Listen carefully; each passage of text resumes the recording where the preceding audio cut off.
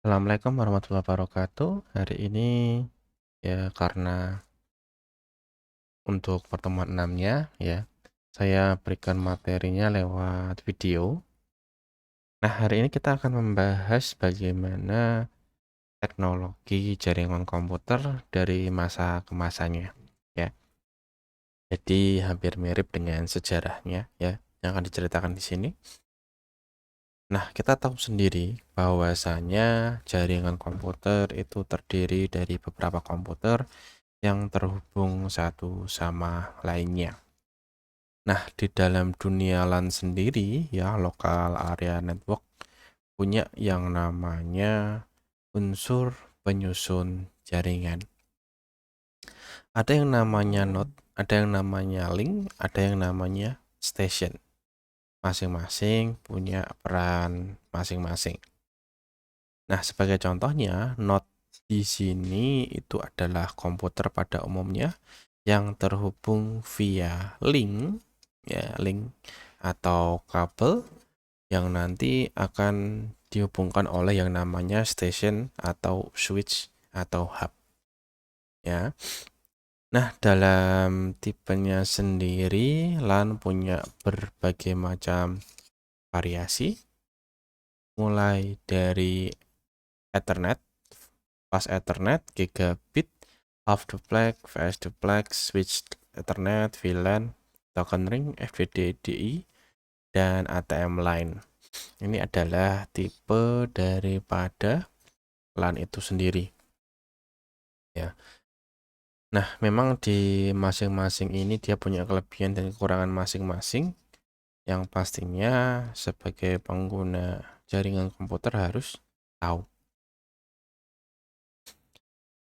Nah, di dalam node sendiri ada yang namanya hub, bridge, remote bridge, router, gateway, half bridge, switch. Ini adalah perangkat-perangkat yang berfungsi menghubungkan banyak perangkat.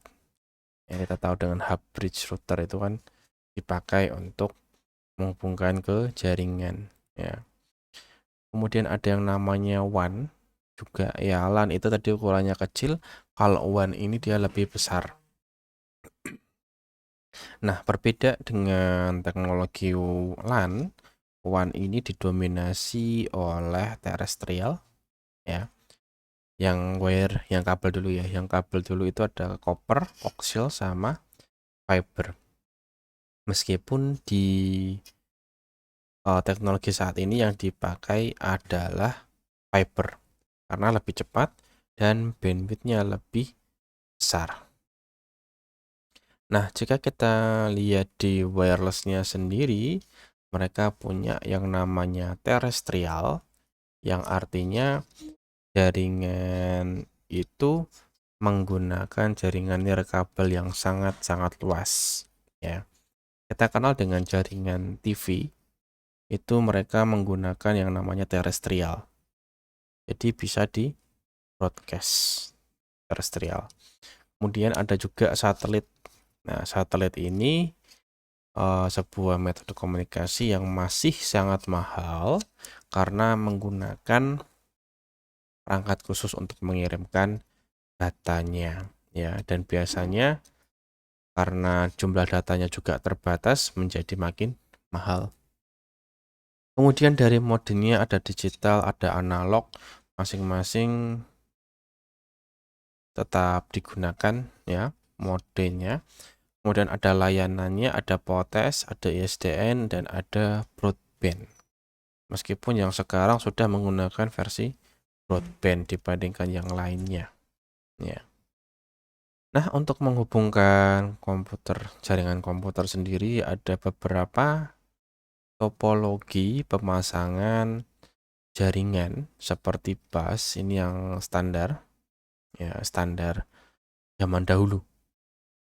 Jadi dihubungkan menggunakan satu kabel utama yang dimana masing-masing perangkatnya terhubung dengan DTE. Ini menggunakan kabel koaksial ya di zaman pertama.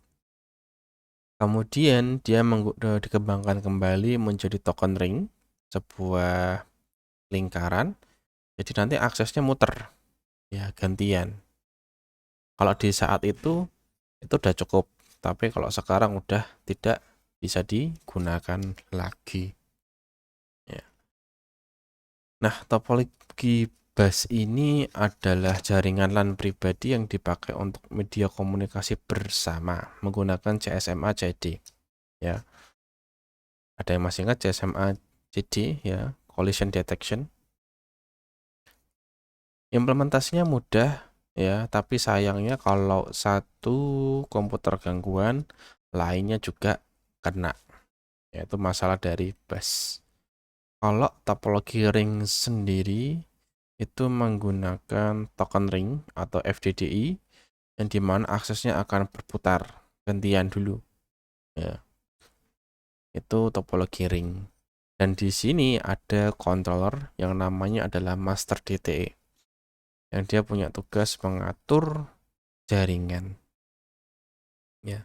Kemudian dikembangkan lagi menjadi topologi star dan topologi tree ya. Topologi star ini di mana setiap komputer itu terhubung di satu perangkat khusus ya, atau perangkat khusus. Bisa juga dia berupa perpaduan topologi bus maupun topologi ring ya. Nah, ini yang dulu versi awal dari topologi sekarang. Ini versi awalnya. Kemudian dikembangkan lagi menjadi yang lebih baik lagi ya. Nah, kalau kita memang membicarakan jaringan komputer itu sangat banyak sekali ya, dari awal sampai akhir itu nggak akan selesai-selesai. Ya, kita bicara soal sejarah. Kemudian ada topologi mesh. Topologi mesh ini adalah logikal, yang artinya secara fisik itu tidak mungkin dilakukan. Ya, tidak fisik itu tidak mungkin dilakukan. Ya, apalagi jaringannya banyak komputer. Makanya topologi mesh ini sifatnya adalah logikal dan hanya bisa dibayangkan, tapi bisa diimplementasikan menggunakan nirkabel. Ya, kalau pakai kabel kan repot. Kalau masih 3 mungkin masih nggak apa-apa. Tapi kalau sudah di atas 5 kan dia repot. Ya, topologi mesh. Nah, kehebatan dari topologi mesh sendiri, jika komputer satu mati, yang lainnya masih bisa aktif karena punya link masing-masing. Ya. Kemudian ada topologi tree, ini perkembangan lanjutan daripada star ya, yang nanti masing-masing node itu dia bisa punya cabang sendiri-sendiri dan sifatnya adalah hierarkis. Nah, dari semua topologi yang ada, biasanya yang diimplementasikan adalah star dan tree karena lebih efisien dibandingkan yang lainnya. Nah, selain dari topologi, yang perlu dibahas itu adalah kabelnya sendiri.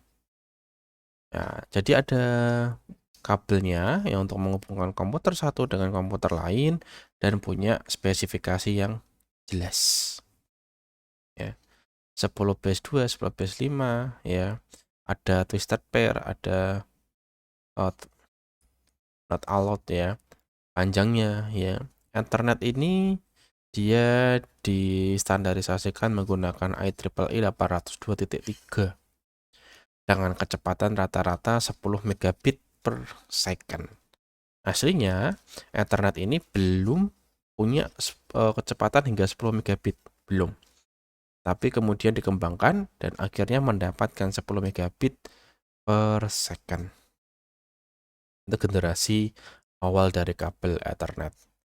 Kemudian Ethernet itu dikembangkan lagi menjadi fast Ethernet yang dimana kecepatannya mencapai 100 megabit per second. Jadi kecepatannya makin lama makin naik ya. Kemudian muncul lagi gigabit Ethernet ya. Gigabit Ethernet dia kecepatannya mencapai 1 gigabit atau 1000 megabit per secondnya ya. Meskipun sekarang yang versi barunya itu sudah mencapai 400 megabit per second. Jadi makin lama kabel itu makin kencang internetnya, ya. Kemudian ada switch hub, ini adalah salah satu bagaimana kita menghubungkan komputer. Jadi ada satu perangkat khusus namanya switch hub, ya. Dia bentuk formasinya seperti ini, ya. Kemudian ada hierarki LAN yang dimana perkembangan daripada Ethernet sendiri itu dikembangkan. Meskipun sekarang yang paling modern itu adalah fast gigabit Ethernet yang punya kapasitas yang sangat besar. Kemudian ada konfigurasi client server, ini adalah model daripada pengiriman data.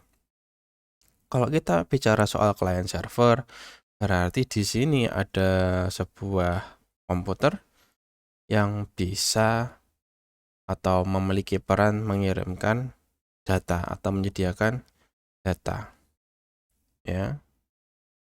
Kemudian ada klien juga yang gunanya adalah menerima atau merequest data. Itu adalah model daripada client server. Kemudian ada virtual LAN, ini adalah teknologi khusus daripada switch, ya, hanya switch saja yang punya, hub tidak bisa, yang dimana sebuah jaringan komputer bisa dipecah-pecah menjadi jaringan yang kecil meskipun di tempat yang sama. Itu adalah virtual LAN atau VLAN, ya. Saya rasa VLAN sudah akan dibahas ya nanti di mata kuliah ini. Jadi di sini memang banyak sekali materi soal jaringan komputer, ya. Ada banyak sekali, nanti bisa dibaca karena saya tidak akan membahas yang versi lama ya, kayak FDDI itu menggunakan fiber optik tapi di token ring, ya.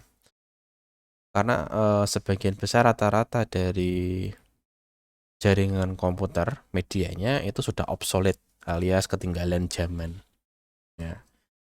Jadi kita harus tahu komputer yang terbaru itu seperti apa, ya. Contohnya seperti dial-up network, ini sudah nggak dipakai lagi di komputer saat ini. Kita sudah pakai yang namanya list line untuk menghubungkan ke internet, ya. Itu sebagai salah satu contohnya. Ini juga ada hub.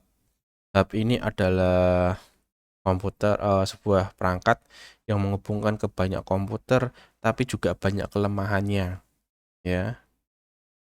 Banyak kelemahannya. Salah satunya dia rentan kebanjiran paket, ya, kebanjiran satu paket. Nah, penggantinya adalah switch level 2.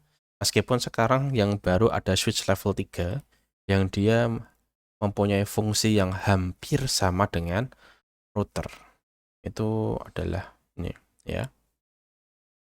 Jadi hub ini versi lama bisa ditumpuk tapi tetap saja punya resiko kebanjiran data. Kemudian ada yang namanya bridge. Bridge ini berfungsi untuk menghubungkan jaringan satu ke jaringan lainnya meskipun dia beda IP-nya, ya, bridging. Nah, untuk teknologi bridging sendiri memang masih dipakai, ya. Tapi kebanyakan itu versi virtualnya. Biasanya untuk menjembatani sistem dengan VPN, ya, bridging. Kemudian router. Router ini adalah perangkat untuk level 3 yang dimana dia bisa mengatur arah daripada lalu lintas paket data. Nah, karena komputer juga bisa punya akses ke level 3, maka dia juga sendiri juga bisa mengatur routing daripada perangkatnya.